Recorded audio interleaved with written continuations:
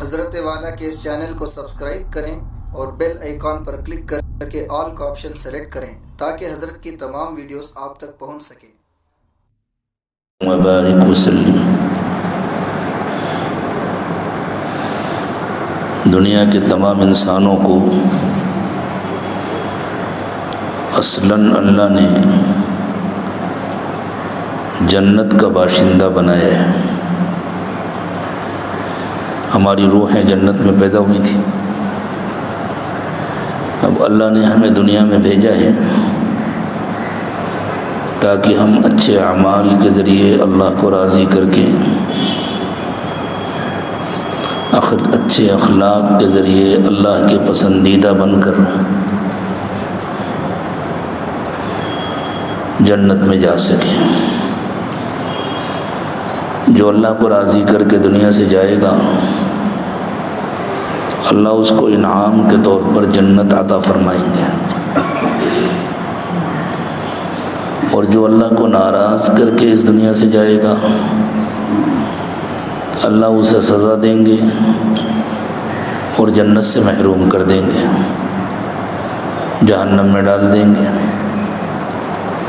جہنم بہت برا ٹھکانہ ہے۔ اللہ میری، آپ کی، مردوں کی، عورتوں کی، سب کی جہنم سے حفاظت فرمائے، اور جنت سب سے اچھا ٹھکانہ ہے۔ اللہ مجھے، آپ کو، سب کو جنت نصیب فرمائے۔ اللہ تعالیٰ نے اپنی کتاب قرآن پاک میں یہ بتلایا کہ جنت چاہیے تو متقی بنو۔ متقیوں کو جنت ملے گی، جس کی زندگی میں تقوی نہیں ہوگا اسے جنت نہیں ملے گی۔ پھر قرآن پاک کے مختلف مقامات پر اللہ تعالیٰ نے متقیوں کی صفات بیان فرمائی ہیں کہ متقی کیسے ہوتے، تاکہ انسان اپنا جائزہ لے، مرد بھی اپنا جائزہ لیں، عورتیں بھی اپنا جائزہ لیں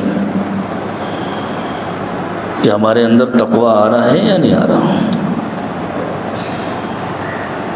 اس کو ایک مثال سے سمجھیں۔ ابھی کرنٹ موجود ہے تو بلب جل رہے ہیں، پنکھے چل رہے ہیں۔ اگر کرنٹ غائب ہو جائے تو سارے بلب بجھ جائیں گے، پنکھے بند ہو جائیں گے۔ اب کوئی کہے کرنٹ آ گیا ہے لیکن پنکھے نہیں چلے، بلب نہیں جلے، تو یہ تو محض دعویٰ ہے۔ بھائی اگر آ گیا ہے تو پنکھے کیوں نہیں چل رہے؟ اگر آ گیا ہے تو بلب کیوں نہیں چل رہا؟ اگر کرنٹ آ گیا ہے، اے سی آن کیا گیا تو اے سی کیوں نہیں چل رہا؟ تو پنکھوں کا چلنا، بلب کا روشن ہونا، اے سی کا اپنا کام کرنا، گیزر کا اپنا کام کرنا، یہ کرنٹ آنے کی دلیل ہے۔ اسی طرح اللہ تعالیٰ نے کچھ نشانیاں بتلائی ہیں، زندگی میں ان نشانیوں کا پایا جانا یہ تقوی کے آنے کی دلیل ہے۔ اگر پنکھا نہ چلے، بلب نہ جلے، تو کوئی قسم کھا کر کہے کہ کرنٹ آ گیا ہے، سننے والا تو نہیں مانے گا، کہے گا بھائی آپ کو کوئی غلط فہمی ہو گئی ہے۔ ہم آپ کو جھوٹا تو نہیں سمجھتے، لیکن آپ کو کوئی غلط فہمی ہو گئی ہے، ہم آپ کی بات کا یقین نہیں کر سکتے۔ کرنٹ آتا تو یہ نشانیاں پوری ہوتی۔ اسی طرح اللہ تعالیٰ نے بتلایا کہ بھئی تقوی آئے گا تو بھئی آپ اس بچے کو لے کر یہاں سامنے کیوں بیٹھے ہیں؟ چلیں ایک طرف سائڈ میں جا کے بیٹھے ہیں۔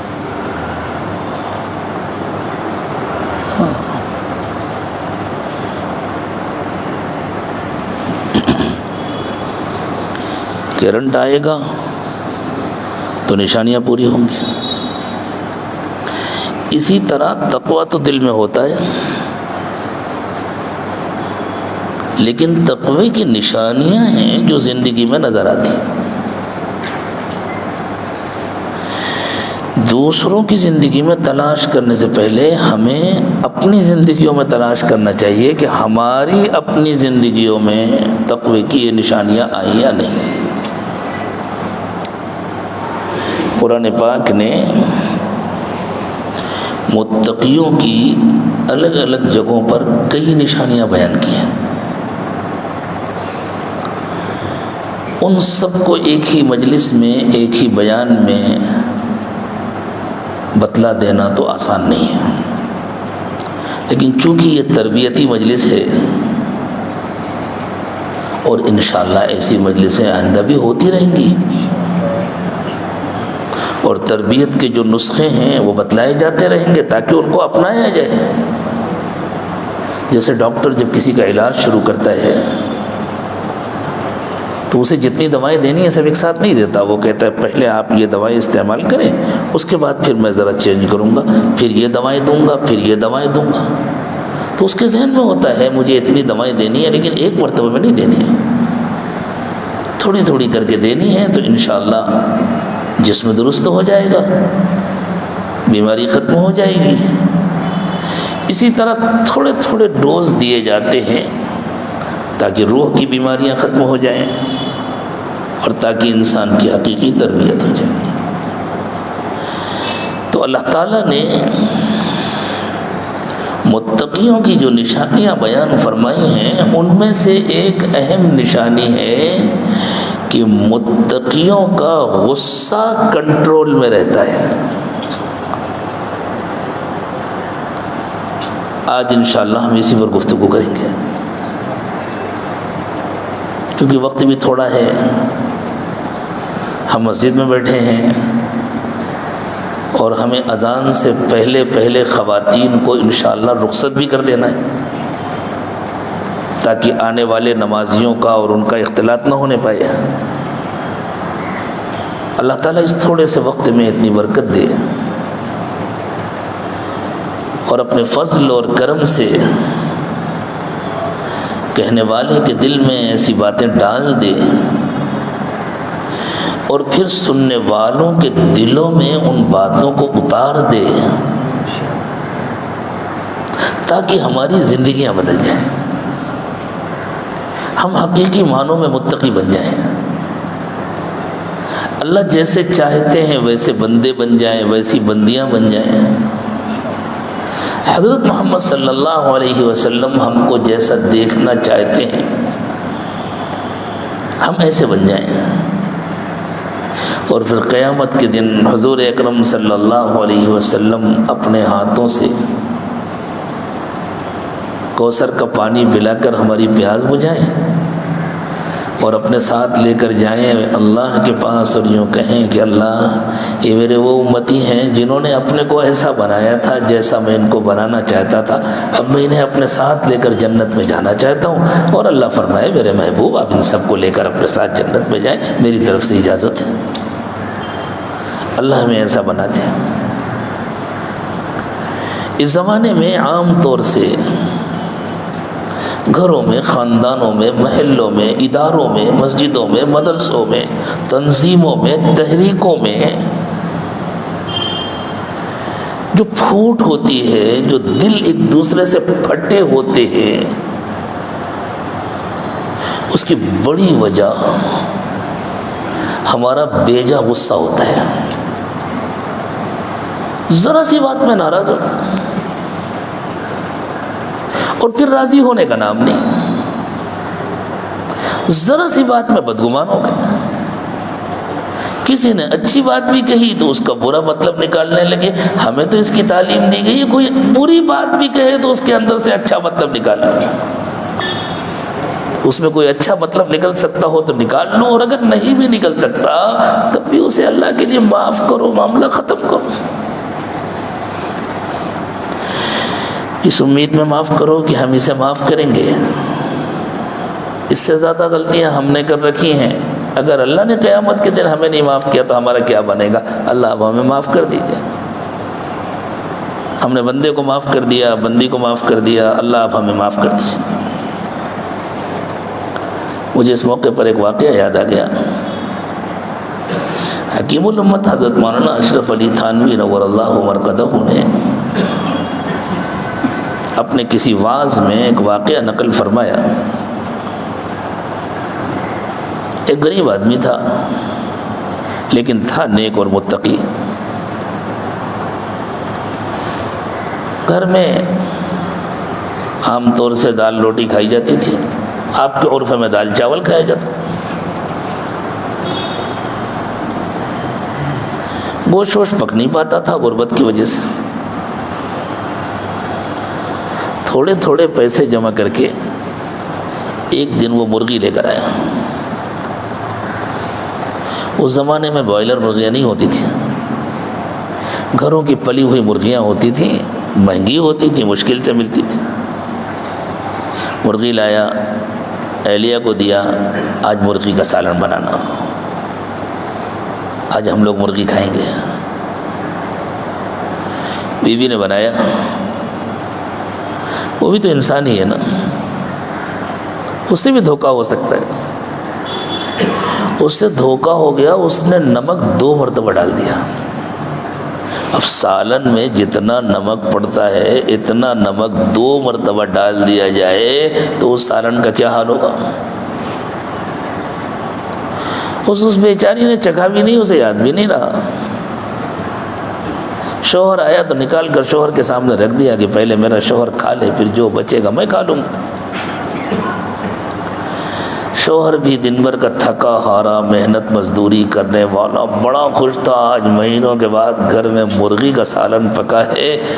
اور جو اس نے پہلا لقمہ منہ میں رکھا تو بس حالت خراب ہو گئی، لقمہ تھوکنا پڑا. بیوی تو کانپ گئی کہ اب دیکھو میرا کیا بنے گا. اور اسے اتنا غصہ آیا، اور گھر میں کچھ تھا بھی نہیں، اور پتہ نہیں دوبارہ کب وہ بیچارہ گوشت لا سکے گا یا مرغی لا سکے گا. اتنا غصہ آیا اسے کہ بس جو کر ڈالے کم ہے. اور بیوی بھی ڈر گئی کہ اب دیکھو آج میرا رشتہ بھی بچتا ہے یا نہیں بچتا. بس اس غصے کی حالت میں، چونکہ متقی بندہ تھا نا، ذکر کرنے والا تھا، اللہ کو یاد کرنے والا تھا، اچانک اسے یاد آیا ایک مرغی اس کے حوالے کی تھی، یہ ٹھیک سے پکا نہیں سکی تو مجھے اتنا غصہ آیا. اللہ نے میری پوری زندگی میرے حوالے کی ہے، میں نے اس سے بڑی بڑی غلطیاں کر رکھی ہیں، کل کو اگر اللہ کو غصہ آ گیا تو میرا کیا بنے گا. بس یہ سوچا تو اس کی آنکھوں سے آنسو جاری ہو گئے. اس نے کہا چلو اس کو ہٹا دو، نمک ہو، چٹنی ہو، اچار ہو، جو ہو لا دو، جو اللہ کی مرضی تھی وہ ہو گیا، تم نے بھی جان بوجھ کے تو نہیں کیا. اب بیوی کے جان میں جان آئی کہ میرے شوہر نے بات ختم کر دی، مجھے معاف کر دیا. چلو کوئی بات نہیں، میں بھی اللہ کا بندہ، تم بھی اللہ کی بندی، اللہ مجھے بھی معاف کرے، تم کو بھی معاف کرے. یہ کہہ کر جو گھر میں تھا وہ کھایا، بات ختم ہو گئی. کسی کو پتہ تو ہوتا نہیں کہ اس کی زندگی کتنی ہے. اس کی زندگی کا وقت بہت کم بچا تھا. 2-3 دن کے بعد اس کا انتقال ہو گیا. جب انتقال ہوا تو کسی جاننے والے نے خواب میں دیکھا، پوچھا بھئی کیا بنی اللہ کے پاس؟ کہا بس مہربانی کر دی، اللہ نے مغفرت فرما دی. کیا وجہ ہوئی مغفرت کی؟ کہا اللہ نے فرمایا میرے بندے، میری ایک بندی تیرے گھر میں تھی، تیرے اختیار میں تھی، اس سے غلطی ہو گئی تھی، تو چاہتا تو اسے سزا دے سکتا تھا، لیکن تو نے اسے معاف کر دیا تھا. میری بندی سمجھ کر، کمزور سمجھ کر. میں بھی چاہوں تو تیرے زندگی بھر کے گناہوں پر سزا دے سکتا ہوں، لیکن تو نے میری بندی کو معاف کر دیا. جا میرے بندے، میں نے تجھے معاف کر دیا، تو جنت میں چلا. اور اس نے خواب دیکھنے والے کو بتلایا کہ بس اللہ نے مہربانی فرما دی، مغفرت ہو گئی. تو یہ متقیوں کی اہم ترین صفت ہے، غصے کو پی جانا. ہمارے زندگی کے نامعلوم کتنے مسائل ہیں جو چٹکیوں میں حل ہو جائیں گے اگر ہم غصے کو پی جانا سیکھ لیں۔ مردوں کے لیے بھی یہ بہت اہم بات ہے، اور مردوں سے زیادہ ضروری اور اہم یہ عورتوں کے لیے۔ عورتیں خوب اچھی طرح یاد رکھیں، ان کا بی پی ہائی ہونا، ان کی شوگر، ان کا راتوں میں نیند نہ آنا، ان کی ذہنی الجھن، ان میں سے اکثر تکلیفوں کا سبب ان کا اپنا غصہ ہوتا ہے۔ اگر وہ اپنے غصے پر کنٹرول کر لیں تو ان تکلیفوں سے بہت آسانی سے ان کو نجات مل جائے گی انشاءاللہ۔ کیونکہ غصے کو دل میں رکھنا، باقی رکھنا، یاد رکھنا یہ اللہ کو پسند نہیں ہے۔ اس ناپسندیدہ عمل کے نتیجے میں یہ دنیا کا نقد عذاب ہوتا ہے جو مل رہا ہوتا ہے، آخرت کا عذاب بعد میں۔ اللہ دنیا کے عذاب سے بھی ہماری حفاظت فرمائے، آخرت کے عذاب سے بھی ہماری حفاظت فرمائے۔ اسی غصے کے نتیجے میں کتنے گھر اجڑ جاتے ہیں، اسی غصے کے نتیجے میں کتنے لوگ ہیں جو زندگی بھر بدکاری کرتے ہیں، غصے پر قابو نہیں ہے، ذرا سی کوئی بات ناگواری ہوئی ہے اور فوراً 3 مرتبہ وہ لفظ کہہ دیا جس سے رشتہ ختم ہو جاتا ہے، اور ایسا لگتا ہے جیسے مردوں کو 3 سے کم کہنا آتا ہی نہیں۔ اب جب ذرا دماغ ٹھنڈا ہوا، غصہ ختم ہوا، تب خیال آیا یہ کیا کر لیا ہم نے، تو اپنا گھر اجاڑ لیا۔ اب بیوی سے کہتے ہیں کسی کو بتلانا نہیں، غلطی ہو گئی تھی، میں نے تو غصے میں کہہ دیا تھا۔ کوئی پیار میں بھی کہتا ہے، کوئی ایک نمونہ بتلا دے، کوئی کسی نے پیار میں اپنی بیوی سے رشتہ ختم کیا ہو، غصے میں کہہ دیا تھا۔ ارے بھائی اتنا غصہ بے قابو کیوں ہے، اس کا علاج کراؤ نا۔ جس طرح بیماریوں کا علاج ڈاکٹروں کے پاس ہوتا ہے، ان روحانی بیماریوں کا علاج کسی مرشد کامل کے پاس ہوتا ہے، کسی اللہ کے ولی کے پاس ہوتا ہے، کسی شیخ و مربی کے پاس ہوتا ہے۔ اب کہہ دیا کسی کو بتلانا نہیں، اور رہ رہے ہیں ساتھ میں، اور زندگی بھر بدکاری کر رہے ہیں، اولادیں پیدا ہو رہی ہیں تو وہ زنا کی ہیں۔ وجہ کیا؟ وہ غصہ۔ کتنے گھر اجڑ جاتے ہیں۔ ایک واقعہ یاد آیا مجھے، ایک صاحب تھے ہمارے تعلق والے، اللہ تعالیٰ ان کی مغفرت فرمائے، بہت نیک آدمی تھے، نیک دل تھے، شریف تھے، گناہوں سے بچتے تھے، حلال و پاکیزہ کماتے تھے، لیکن غصے پر قابو نہیں تھا۔ یہ ایک بیماری ہوتی ہے، غصے پر بالکل قابو نہیں تھا۔ اپنے غصے کی وجہ سے ایک کو رخصت کر چکے تھے، دوسری تھی، ایک دن ایک بات پر اتنا شدید غصہ آیا ان کو کہ اس سے کہہ دیا بس آج تمہاری بھی چھٹی کر دوں گا، اپنا سامان پیک کرو۔ بس اللہ کا کرنا یہ ہوا کہ جب یہ واقعہ پیش آیا اس وقت تک ان کا اس عاجز سے تعلق ہو چکا تھا۔ مولانا کہتے تھے وہ مجھے، کہنے کہ میں مولانا کے پاس جا رہا ہوں مشورہ کرنے کے لیے۔ بیگم کو معلوم تھا یہ جو کہہ دیتے ہیں وہ کرتے ہیں، وہ بیچاری رو رہی تھی اور اپنا سامان سمیٹ رہی تھی کہ بس آج تو میری چھٹی ہو جائے گی۔ وہ میرے پاس آئے، چہرہ سرخ ہو رہا تھا غصے سے، بوڑھے آدمی تھے، سفید داڑھی، جوان اولادیں۔ مولانا میری بیوی نے میری نافرمانی کی ہے، اس نے میرے حکم کے خلاف کیا ہے، میں اسے معاف نہیں کر سکتا۔ میں اس سے کہہ کر کے آیا ہوں کہ وہ اپنا سامان سمیٹے، میں اسے رخصت کر دوں گا۔ میں آپ کے پاس مشورہ کرنے آیا ہوں، میں غلط تو نہیں کر رہا نا؟ میں نے سوچا اگر میں نے ان سے کہا کہ نہیں بالکل غلط کر رہے ہیں تو یہ تو اب یہ کھڑے کھڑے سب کام کر دیں گے۔ میں نے کہا نہیں بھائی، کون کہتا ہے آپ غلط کر رہے ہیں، آپ بالکل صحیح کر رہے ہیں، آپ بیٹھیے۔ تو ان کو تسلی ہوئی کہ یہاں میری تائید ہوگی۔ میں نے بیٹھایا، بچوں سے کہا ذرا پانی لے کر آؤں، پانی پی لیجیے۔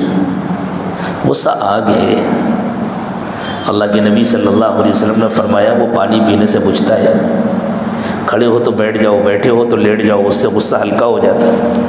وہ کھڑے تھے، ان کو بیٹھایا، ایک عمل یہ ہوا حدیث کے مطابق، پانی پلایا، دوسرا عمل یہ ہوا حدیث کے مطابق۔ اس کے بعد میں نے کہا ذرا پوری بات بتلائیں ہوا کیا۔ اب ان کو لگا یہ سنیں گے، یہ میرے حمایت کی۔ انہوں نے پورا واقعہ بتلایا، ایسا ایسا ہوا تھا اور میں نے اپنی بیوی کو یہ حکم دیا تھا اور میں جماعت میں گیا ہوا تھا، جب میں وہاں سے واپس آیا مجھے معلوم ہوا کہ اس نے میرے حکم کے خلاف کیا ہے، میرے گھر میں رہ کر میرے حکم کے خلاف۔ میں نے کہا بالکل صحیح ہے، آپ کو سزا دینے کا حق ہے، آپ کے گھر میں رہ کر آپ کے حکم کو توڑے، اسے سزا ملنی چاہیے۔ ایک بات مجھے بتلا دیجئے، آپ سے زندگی میں کبھی کوئی گناہ تو نہیں ہوا؟ کہنے کے کیا مطلب؟ میں نے کہا نہیں کوئی گناہ۔ کہنے کے گناہ تو ہوتے ہیں نا، ہم انسان ہیں۔ اگر اللہ نے کہا میری دی ہوئی زندگی میں میری زمین پر رہ کر کے میرا حکم توڑا، ایک بندی کو معاف نہیں کر سکتے تھے، میں تیرا کوئی گناہ معاف نہیں کروں گا، پورا حساب دے ورنہ جہنم میں جا، اس کی تیاری کر لو، ابھی طلاق دے دو بیوی کو۔ بس دونوں آنکھوں سے ایسے آنسو جاری ہو گئے جیسے کوئی بند ٹوٹ گیا ہو، دیر تک ہچکیوں سے روتے رہے کہ اللہ جزائے خیر دے، آپ نے میری آنکھیں کھول دی، میری ہمت نہیں ہے کہ میں اللہ کو اپنی زندگی کا حساب دے سکوں۔ تو میں نے کہا پھر سن لو، اللہ اس کو ہرگز معاف نہیں کرتے جس کو بندوں اور بندیوں کو معاف کرنا نہ آتا ہو۔ اللہ کے نبی صلی اللہ علیہ وسلم نے فرمایا ہے الراحمون یرحمہم الرحمن ارحموا من فی الارض یرحمکم من فی السماء۔ اللہ صرف ان پر رحم کرتے ہیں جو دوسروں پر رحم کرتے ہیں۔ لوگوں اگر تم یہ چاہتے ہو کہ اللہ تم پر رحم کرے تو تم زمین والوں پر رحم کرو۔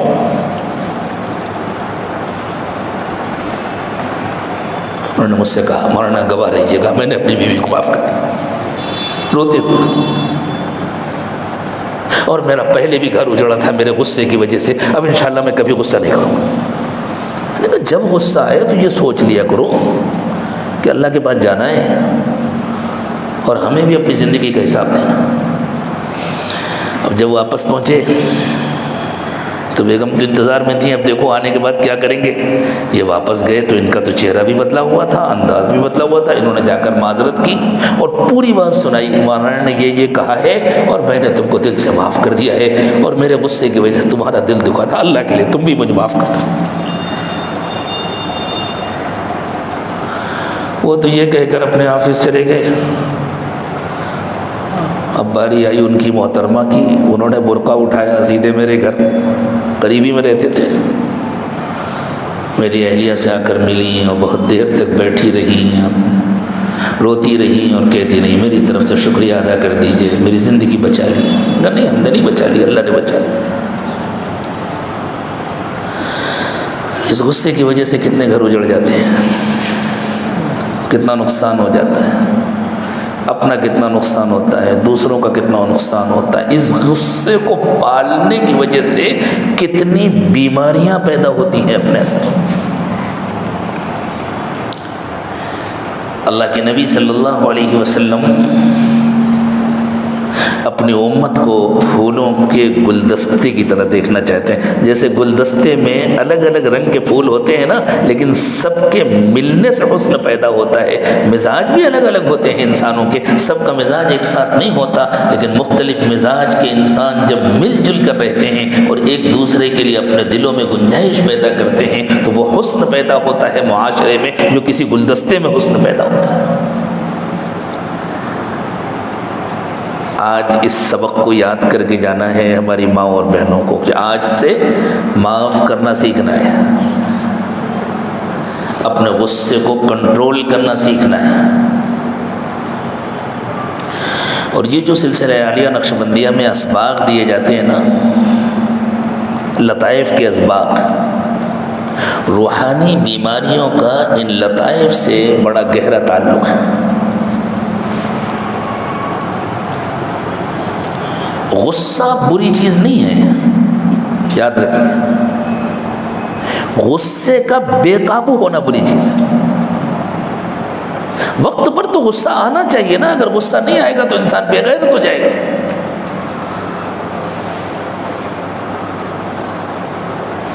آپ کے گھر میں کوئی عزت پر ڈاکہ ڈالنے آئے اور آپ کو غصہ نہ آئے تو بے غیرتی ہے نا۔ اس زمانے میں بڑے مہذب لوگ ہوتے ہیں جو اپنے دوستوں سے اپنی بیویوں کا تعارف کراتے ہیں، ان کے دوست آ کر ان کی بیویوں سے مصافحہ کر رہے ہوتے ہیں اور ان کو غصہ نہیں آتا تو بے غیرت ہوتے ہیں۔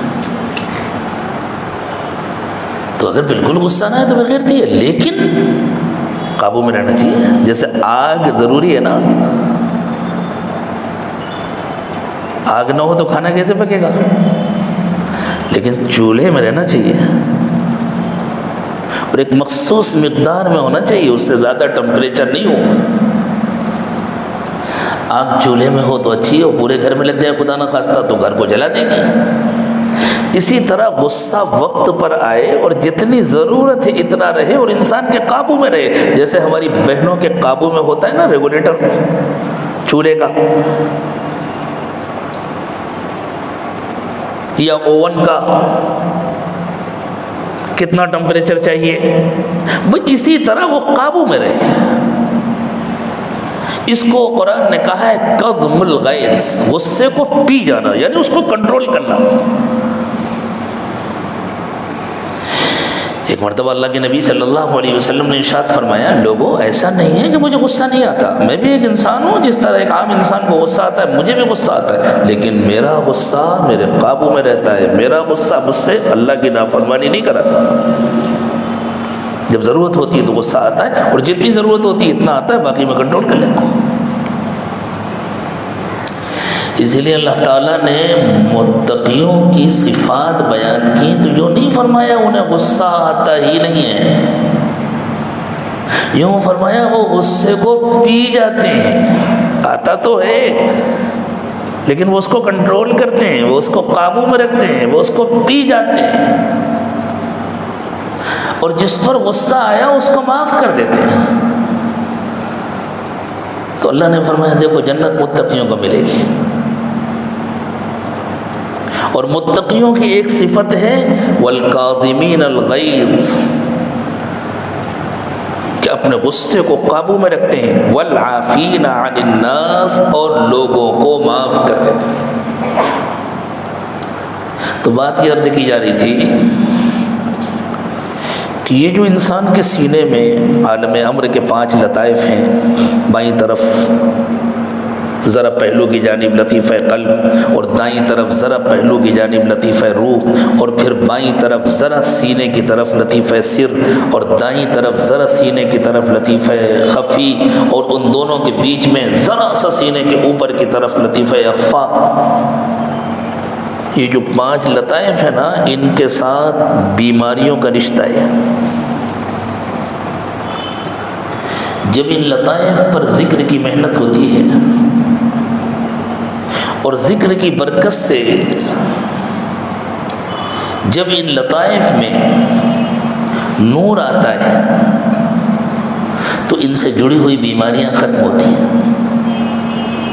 آج چونکہ ہمیں صرف غصے کا تذکرہ کرنا ہے، اس لیے ہم تذکرہ بھی صرف اسی لطیفے کا کریں گے جس سے غصے کا تعلق ہے، وہ لطیفہ روح ہے۔ یہ جو ہمارے سلسلے کا دوسرا سبق ہے، جب پہلا سبق مکمل ہو جاتا ہے، اطمینان ہو جاتا ہے شیخ کو کہ اب سبق آگے بڑھانا چاہیے، تو دوسرا سبق دیا جاتا ہے لطیفہ روح کا۔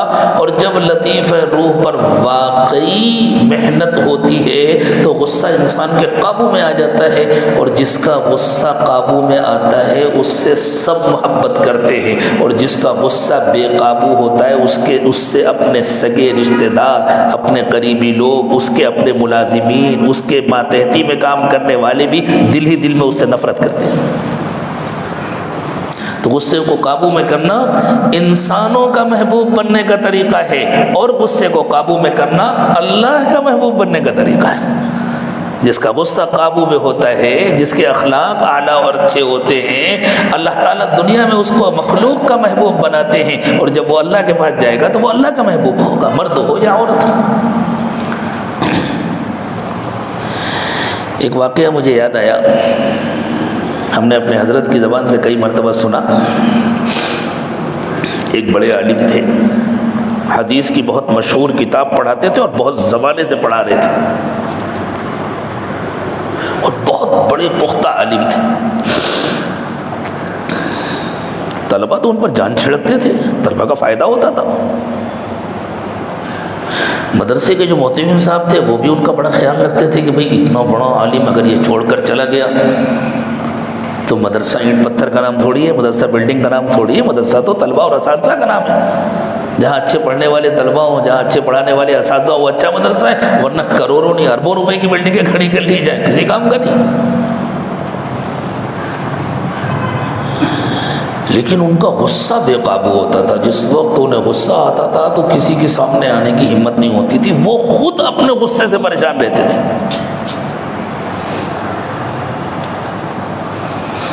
ہمارے حضرت پیر صاحب سے بیعت ہوئے، بیعت ہوتے وقت انہوں نے بتلایا کہ حضرت میں بہت پریشان رہتا ہوں اپنے غصے سے، یہ میری کمزوری ہے، میری بیماری ہے، لیکن جس وقت غصہ آتا ہے اس وقت تو ہوش بھی نہیں رہتا، کس کو کیا کہہ دیا، کس کو کیا پھینک کے مار دیا، جو سامان ہاتھ میں ہے وہ توڑ دیا، گھر کے کتنے برتن توڑ دیے، کتنے سامان توڑ دیے، گھر میں بیگم صاحبہ کیوں برداشت کریں گی؟ تو ماشاءاللہ پھر اچھی خاصی دھما چوکڑی رہتی تھی گھر میں، یہ بھی غصہ اور سامنے سے بھی اگر محترمہ بھی غصہ۔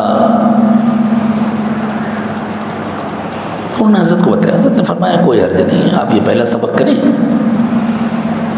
اس بیماری کا تعلق ہمارے سلسلے کے دوسرے سبق سے ہے، جب انشاءاللہ وہاں پہنچیں گے تو فرق آئے گا۔ کہتے ہیں جب انہوں نے پہلا سبق کیا، پھر دوسرا سبق شروع ہوا لطیفہ روح کا، اور 6 مہینے گزرے تو ان کی بیوی نے کہنا شروع کیا، بھئی آپ کے اندر بڑی تبدیلی آ گئی ہے، کیا ہوا ہے؟ بڑی تبدیلی آ گئی آپ کے اندر۔ سب نے محسوس کیا، ان کے شاگردوں نے محسوس کیا، ان کے طلبہ نے محسوس کیا، ان کے بچوں نے محسوس کیا، بچے جو ان کے قریب نہیں آتے تھے، دور بھاگتے تھے، وہ قریب آنے لگے، محبت سے بیٹھنے لگے، ان کی بیوی نے محسوس کیا۔ تو انہوں نے بتلایا کہ اصل میں پیر صاحب سے بیعت ہوا ہوں، اور پیر صاحب نے جب سے یہ دوسرا سبق دیا ہے اور فرمایا بھی تھا کہ اسی سے غصے کا تعلق ہے، مجھے خود بھی محسوس ہو رہا ہے کہ میرے مزاج میں بڑی تبدیلی آئی ہے۔ تو بیوی نے کہا پھر پیر صاحب سے مجھے بھی بیعت کرا تھا۔ حضرت فرماتے ہیں جب اگلی مرتبہ ہم وہاں گئے تو انہوں نے اپنے گھر میں دعوت کی اور کہا کہ حضرت میری بیوی بھی بیعت ہونا چاہتی ہیں، میرے بچے بھی بیعت ہونا چاہتے ہیں، اس لیے کہ وہ تبدیلی نظر آتی ہے۔ تو جب اسباق کی پابندی کی جاتی ہے، شیخ کی ہدایات پر عمل کیا جاتا ہے، تو پھر یہ تبدیلی آتی ہے۔ ورنہ آدمی سوچے میں غصہ نہیں کروں گا، جب آتا ہے اس وقت کہاں یاد رہتا ہے۔ جیسے ایک صاحب تھے، ان کی بھولنے کی عادت تھی، وہ بھول جایا کرتے تھے، تو انہوں نے سوچا کوئی ایسا کام کروں کہ میں بھولوں نہیں۔ ایک دن ان کو صبح صبح کوئی کام تھا، تو انہوں نے سوچا آج مجھے رات میں جلدی سو جانا ہے تاکہ صبح میں یہ کام کر سکوں، دن بھر کی مصروفیت ہے۔ تو اپنے کرتے کے دامن میں کنارے ایک گرہ باندھ لی۔ پہلے زمانے میں لوگ یادداشت کے لیے اسی قسم کے کام کرتے تھے، ایک گرہ باندھ لی تاکہ جب میں اس کو دیکھوں تو مجھے یاد آ جائے کہ آج جلدی سونا ہے۔ عشاء کی نماز پڑھنے کے بعد جب گھر گئے، سارے کاموں سے فارغ ہوئے تو نظر پڑی کرتے میں گرہ لگی ہوئی ہے، تب سوچنے لگے یہ گرہ کیوں باندھی تھی، وہ یاد نہیں آ رہا۔ پوری رات گزر گئی یہی سوچتے ہوئے کہ یہ گرہ کیوں باندھی تھی۔ فجر کے وقت یاد آیا کہ یہ گرہ اس لیے باندھی تھی کہ رات میں جلدی سونا تھا۔ اسی طرح کتنی بھی نیت کر لیں کہ اب ہم غصہ نہیں کریں گے، جب آتا ہے اس وقت کہاں یاد رہتا ہے۔ اس کا تو علاج ہونا چاہیے نا۔ جیسے گاڑی کا بریک ڈھیلا ہے، آپ کتنی بھی نیت کریں کہ میں گاڑی روک لوں گا، دباتے رہیں گے، ایک بار 2 بار 3 بار دباتے رہے گا وہ کام ہی نہیں کرے گا. ارے بھائی بریک بنوانا پڑے گا, بریک کو مضبوط کرنا پڑے گا. تو یہ جو لطیفہ روح کا سبق ہے مردوں کے لیے بھی بہت اہم ہے اور میری بہنوں اور بیٹیوں کے لیے بھی بہت اہم ہے. اسباق کی پابندی کریں. یہ جو لطیفہ روح کا سبق ہے یہ بریک ہے, یہ غصے کو کنٹرول کرتا ہے, غصے کو قابو کرتا ہے. اس کے ساتھ ساتھ جب یہ معلوم ہوتا ہے کہ میرا غصہ میرے لیے کتنا نقصان دہ ہے دنیا میں بھی اور آخرت میں بھی.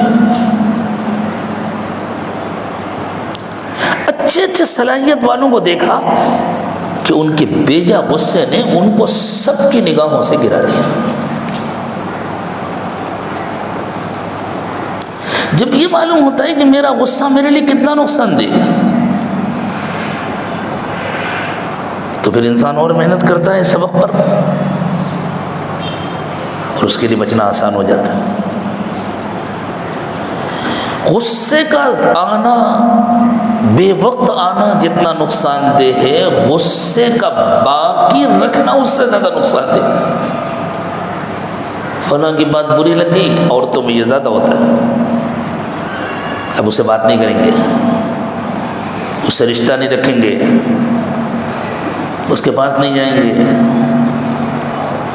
محفلوں میں کہیں موقع ملا تو اس کا دل توڑنے کی کوشش کریں گی, اس کی بے عزتی کریں گی, اس کو نقصان پہنچانے کی کوشش کریں گے. حالانکہ اس کا نقصان اپنے آپ کو ہی ہوتا ہے, دوسرے کو کم, اپنے کو اس کا نقصان زیادہ ہوتا ہے. دوسری بات یہ ہے کہ یہ جو غصہ باقی رہتا ہے باقاعدہ, میں بار بار گھڑی دیکھ رہا ہوں, آج کے ٹریفک کی وجہ سے کچھ تو میری حاضری میں تاخیر ہوئی ہے, شاید آپ لوگوں کو اس پر غصہ آیا ہو تو معذرت چاہتا ہوں. اور کچھ یہ مسئلہ بھی ہے کہ چونکہ خواتین کا مجمع ہے اور آگے نماز کا وقت قریب ہے تو ہمیں وقت کا لحاظ کر کے کام کرنا ہے. ورنہ دل چاہتا تھا کہ میں آپ کو سائنسدانوں کی پوری تحقیق سناؤں غصے کے سلسلے میں, میرے پاس ریکارڈ ہے وہ, لیکن لمبا بیان ہے, کبھی موقع ہوا تو انشاءاللہ سنایا جائے گا, جس میں انہوں نے بتلایا ہے کہ میڈیکل سائنس کی تحقیق ہے کہ غصہ انسان کی صحت کے لیے کتنا نقصان دہ ہے. غصے کا باقی رکھنا, کسی سے ناراض ہو گئے باقی رکھنا, یہ انسان کی صحت کو اس طرح کھا جاتا ہے اندر سے جیسے خون لکڑی کو کھا جاتا ہے, جیسے دیمک اندر سے لکڑی کو کھوکھلا کر دیتی ہے, اس طرح یہ غصہ انسان کو اندر سے کھوکھلا کر دیتا ہے, اس کے صحت کو تباہ کر دیتا ہے. اسی کی وجہ سے بی پی ہائی ہوتا ہے, اس کی وجہ سے شوگر ہوتی ہے, اس کی وجہ, میں یہ نہیں کہہ رہا جتنوں کو شوگر ہے سب ایسے ہی ہیں, لیکن یہ بھی ایک بڑا سبب ہے. میں یہ نہیں کہہ رہا جس کا بھی بی پی ہائی ہے اس کے اندر یہی خرابی ہے, لیکن یہ بھی ایک سبب ہے.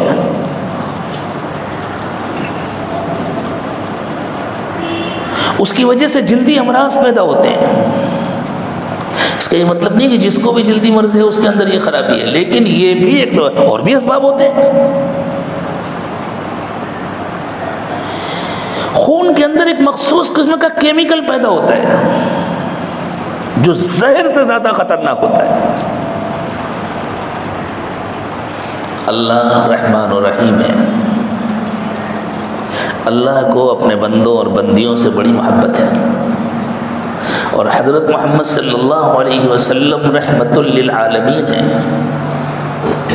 حضور اکرم صلی اللہ علیہ وسلم اپنے ہر امتی, ہر مرد اور ہر عورت کی دنیا کی زندگی بھی بہت اچھی بنانا چاہتے ہیں اور آخرت کی زندگی بھی بہت اچھی بنانا چاہتے ہیں. اس لیے حضور اکرم صلی اللہ علیہ وسلم نے ان تمام باتوں سے, ان تمام کاموں سے منع کیا ہے جس سے زندگی خراب ہوتی ہے, اور ان تمام کاموں کے کرنے کا حکم دیا ہے جن سے زندگی پربہار ہوتی ہے, خوبصورت بنتی ہے. اللہ کے نبی صلی اللہ علیہ وسلم یہ چاہتے ہیں کہ ایمان والوں کے تعلقات آپس میں بہت اچھے ہوں۔ گھر میں جب 4 برتن ہوتے ہیں تو کچھ نہ کچھ کھٹ پٹ کی آواز تو ہو ہی جاتی ہے۔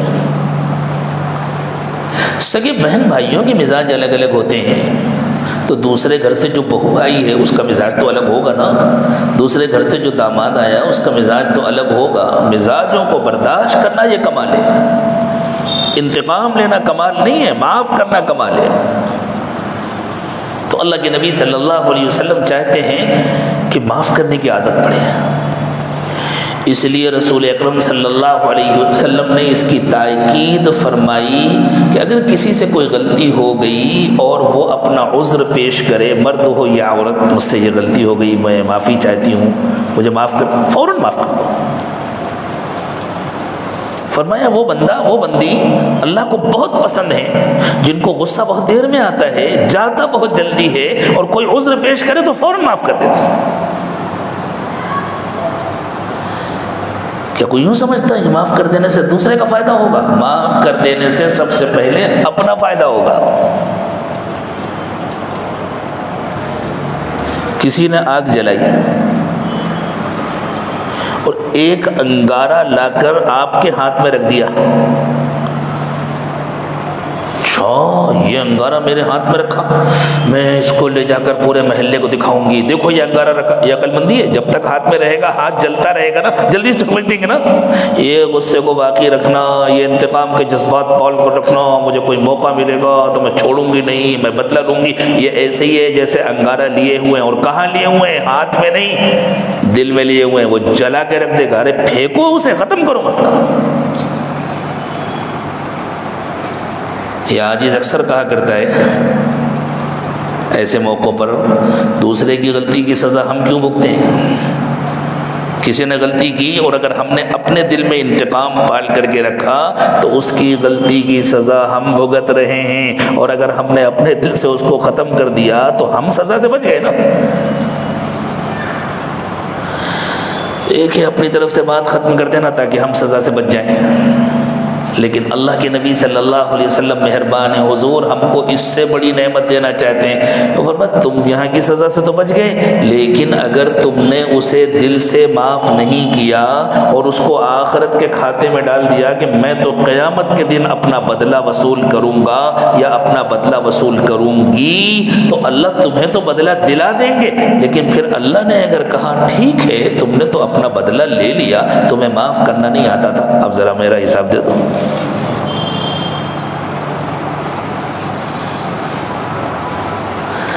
ام المومنین سیدہ عائشہ صدیقہ رضی اللہ تعالی عنہ اللہ کے نبی صلی اللہ علیہ وسلم کی کتنی چہیتی بیوی تھی، لیکن تھی تو انسان نا،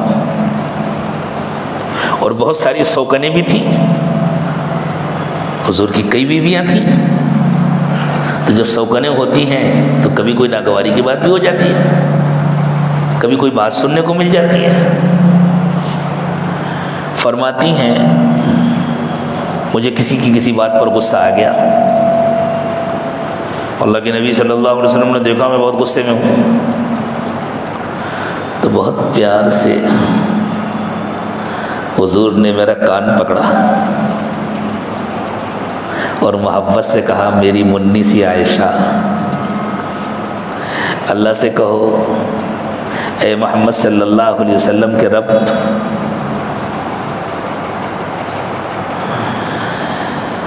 میرے غصے کو قابو میں کر دیجئے، اور میں نے اس کو معاف کر دیا، آپ مجھے معاف کر دیجئے۔ کیا کتنی پیاری تعلیم ہے۔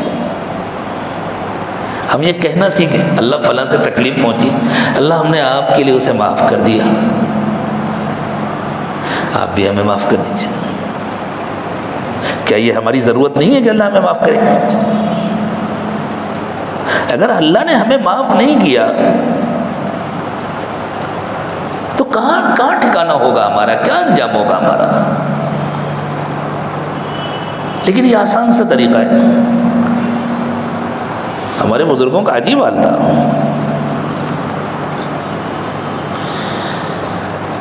حضرت حسین رضی اللہ تعالی عنہ کے صاحبزادے تھے، بہت بڑے جلیل القدر مشہور تابعی ہیں،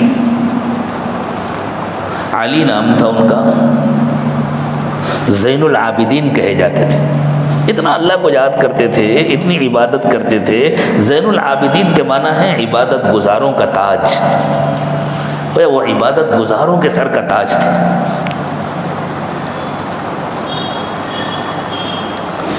ایک مرتبہ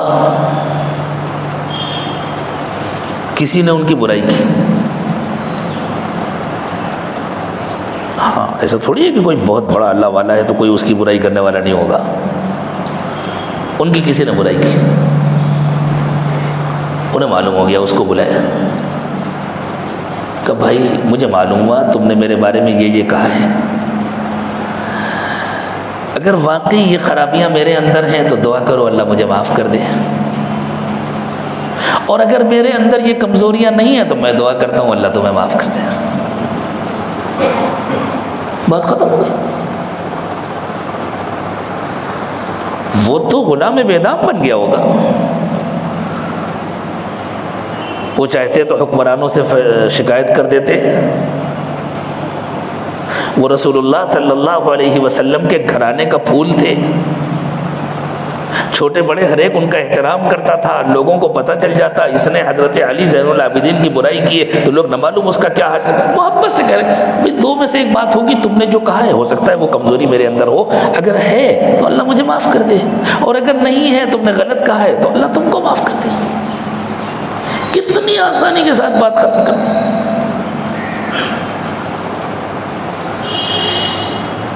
ایک بزرگ کی کسی نے برائی کی، تم ایسے تم ایسے تم ایسے، وہ خاموش بیٹھے تھے،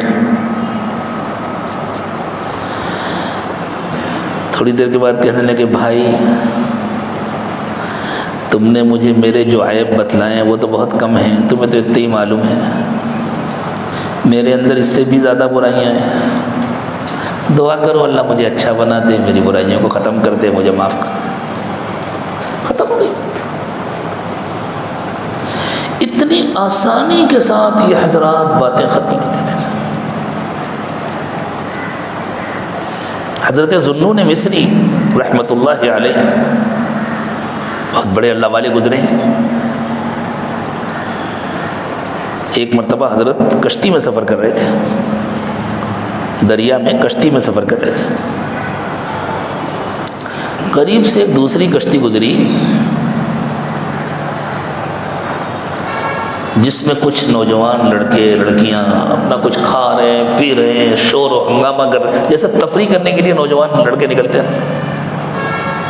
حضرت کے ساتھ جو لوگ تھے وہ سب حضرت کے مرید و شاگرد لوگ تھے، خانقاہ والے لوگ تھے، ایک پل بھی اللہ سے غافل نہیں، ہر وقت اللہ کو یاد کرنے والے۔ ان کو لگائے جوان لڑکے اور اس طرح شور و ہنگامہ کر رہے ہیں اور ایسی حرکتیں کر رہے ہیں، بدتمیزی کر رہے ہیں اور حضرت کے قریب سے گزر رہے ہیں، خیال بھی نہیں آ رہا کہ اللہ والے کے پاس سے گزر رہے ہیں۔ ان لوگوں کو بڑا غصہ آیا، انہوں نے غصے میں کہا حضرت ان کے لیے بد دعا کر دیجیے، اس طرح یہ اللہ کی نافرمانیاں کر رہے ہیں، ایسی ایسی حرکتیں کر رہے ہیں، حضرت ان کے لیے بد دعا کر دیجیے۔ جب لوگوں نے اصرار کر کے کہا حضرت ان کے لیے بد دعا کر دیں، حضرت نے ہاتھ اٹھائے، سب سمجھے بس ابھی تو ان کا بڑا غرق ہوگا، ابھی حضرت بد دعا کریں گے، ابھی کشتی پلٹے گی، ابھی تماشا دیکھنے کو۔ حضرت نے اللہ جیسے آپ نے ان کو دنیا کی خوشیاں دی ہیں ان کو آخرت میں بھی خوش رکھیے گا۔ آخرت میں کون خوش رہے گا؟ جسے ہدایت ملے گی وہی خوش رہے گا نا۔ اللہ نے ان سب کو توبہ کی توفیق دے دی، اس لیے کہ اللہ نے ان کے لیے آخرت کی خوشیوں کا فیصلہ کر دیا۔ اللہ آپ نے ان کو جیسے دنیا میں خوشیاں دی ہیں ان کو آخرت میں بھی خوش رکھیے گا، تو آخرت میں خوش رکھنے کے لیے اللہ نے سب کو توبہ کی توفیق دے دی۔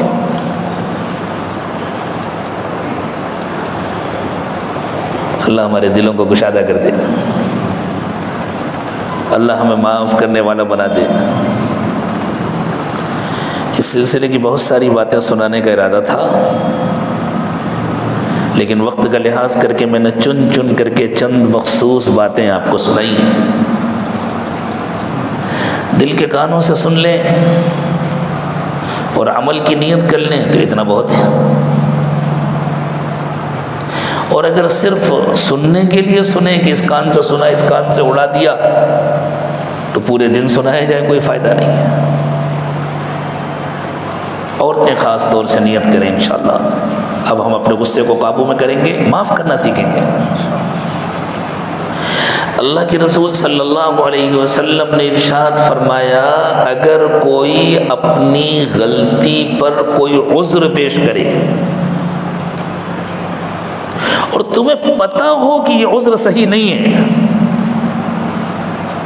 غور سے سنیں، اپنی غلطی پر کوئی عذر پیش کرو، تمہیں پتہ ہو کہ اس نے جان بوجھ کر کے مجھے ستانے کے لیے ایسا کیا تھا، مجھے تکلیف پہنچانے کے لیے ایسا کیا تھا، اس کا عذر صحیح نہیں ہے، لیکن اس کا عذر پیش کرنا اس بات کی دلیل ہے کہ اب اس کو شرمندگی ہے، وہ بات کو ختم کرنا چاہتا ہے یا ختم کرنا چاہتی ہے۔ حضور نے فرمایا جو اس کا عذر قبول نہ کرے وہ قیامت کے دن حوض کوثر پر میرے پاس نہ آئے۔ ختم کرو بات، چاہے کوئی غیر حقیقی جھوٹا عذر پیش کرے، بات ختم کرنا چاہ رہا ہے نا، ختم کرو بات۔ حضور اکرم صلی اللہ علیہ وسلم نے ارشاد فرمایا، جو حق پر ہونے کے باوجود اپنی طرف سے جھگڑا ختم کر دے اور اللہ کے لیے معاف کر دے، میں اس کے لیے جنت میں گھر دینے کی گارنٹی لیتا ہوں۔ اور کیا چاہیے؟ اس سے بڑا کیا انعام ہو سکتا ہے؟ اس سے بڑی کیا نعمت ہو سکتی ہے؟ اور میں اکثر خواتین سے کہتا ہوں، یہ جو گھروں کے جھگڑے ہوتے ہیں نا، ان میں قیامت کی صبح تک یہ طے نہیں کیا جا سکتا کہ غلطی کس کی ہے۔ ساس سمجھتی ہے بہو کی ساری غلطی، بہو سمجھتی ہے ساس کی ساری غلطی، حالانکہ غلطیاں دونوں طرف سے ہوتی ہیں۔ ایک دوسرے کا جو ریئیکشن کی چین چلتی ہے، اس نے یہ کیا تو اس نے یہ کیا، اس نے یہ کیا، ہر ایک سمجھتا ہے کہ میں بالکل حق پر ہوں، اس نے میرے ساتھ یہ کیا تھا۔ تو ایسے موقع پر میں یہ حدیث سناتا ہوں کہ حق پر ہونے کے باوجود جو جھگڑا ختم کرنے کے لیے معاف کر دے، کرو معاف۔ ہم مانتے ہیں کہ تم حق پر ہو، ساس بھی حق پر ہے، بہو بھی حق پر ہے، بڑی بہن بھی حق پر ہے، چھوٹی بہن بھی حق پر ہے، بڑا بھائی بھی حق پر ہے، چھوٹا بھائی بھی حق پر ہے، لیکن کیا جنت نہیں چاہیے؟ اللہ کے نبی صلی اللہ علیہ وسلم جنت میں گھر دینے کی گارنٹی لے رہے ہیں۔ حق پر ہونے کے باوجود معاف کرو، بات ختم کرو، مجھ سے جنت لو۔ اللہ کے نبی صلی اللہ علیہ وسلم کا وعدہ سچا ہے۔ اللہ تعالیٰ ہمیں یہ صفت نصیب فرمائے۔ اس کے لیے معمولات کی پابندی ضروری ہے۔ ہاں، جو خواتین پہلے سبق میں ہیں یا جو آج بیعت ہوں گی اور اب اسباب شروع کریں گی، وہ خوب محنت کریں، معمولات کی پابندی کریں۔ انشاءاللہ جب وہ دوسرے سبق میں پہنچیں گی، پہلے سبق کے بھی اپنے فوائد ہیں، وہ فوائد بھی ان کو حاصل ہوں گے انشاءاللہ۔ ان کی نگاہیں پاک ہوں گی، ان کے خیالات پاک ہوں گے، اللہ تعالیٰ ان کو عفت اور عصمت کی زندگی عطا فرمائیں گے، ان کی شہوت کنٹرول میں ہوگی۔ یہ سب پہلے سبق کے فائدے ہیں، اور اس کے بعد جب انشاءاللہ دوسرے سبق میں پہنچیں گی تو اللہ تعالیٰ غصے کو کنٹرول کریں گے۔ اس کے ساتھ ساتھ ان باتوں کا، ان حقیقتوں کا سمجھنا ضروری ہے۔ اس کے علاوہ جو اس سلسلے کی مزید باتیں ہیں جو عرض کرنی تھی لیکن رہ گئی، اللہ نے چاہا تو پھر کسی موقع پر وہ سنائی جائیں گی۔